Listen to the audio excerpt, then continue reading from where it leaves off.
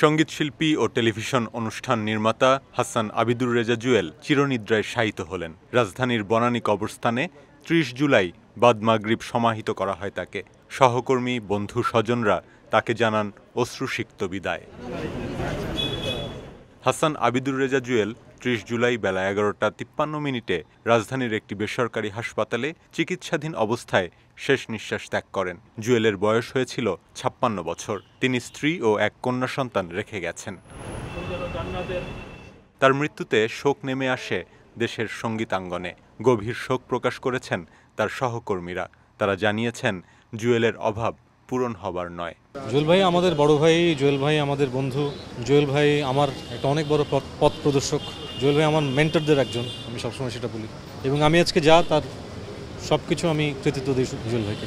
বহু প্রজেক্ট ওনার সাথে কাজ করা হয়েছে, ওনার সাথে যতবার আমার যোগাযোগ হয়েছে, ওনার সাথে দেখা হয়েছে, কথা হচ্ছে, অসম্ভব মানে স্নেহপূর্ণ একজন মানুষ ছিলেন। মানুষকে খুব ভালোবাসতেন, খুবই খোলা মনের মানুষ ছিলেন। এই সময় আর কি বলবো, কিন্তু মানুষটা খুব ভালো ছিল। জুয়েল অনেক ভালো একজন মানুষ ছিল।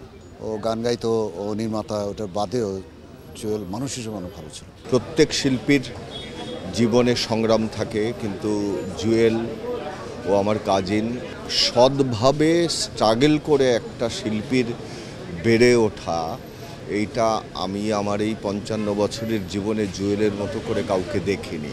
দীর্ঘদিন ধরে লিভার ক্যান্সারে ভুগছিলেন জুয়েল। গেল ২৩ জুলাই শ্বাসকষ্ট নিয়ে হাসপাতালে ভর্তি হন তিনি।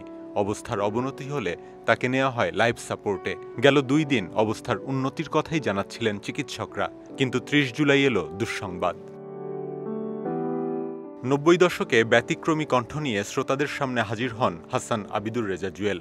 ১৯৯৩ সালে ব্যান্ড তারকা আইয়ুব বাচ্চুর সুরে প্রকাশিত হয় তার প্রথম একক অ্যালবাম কুয়াশা প্রহর। এরপর একে একে প্রকাশিত হয় এক বিকেলে, আমার আছে অন্ধকার, একটা মানুষ, দেখা হবে না সহ অসংখ্য জনপ্রিয় গান।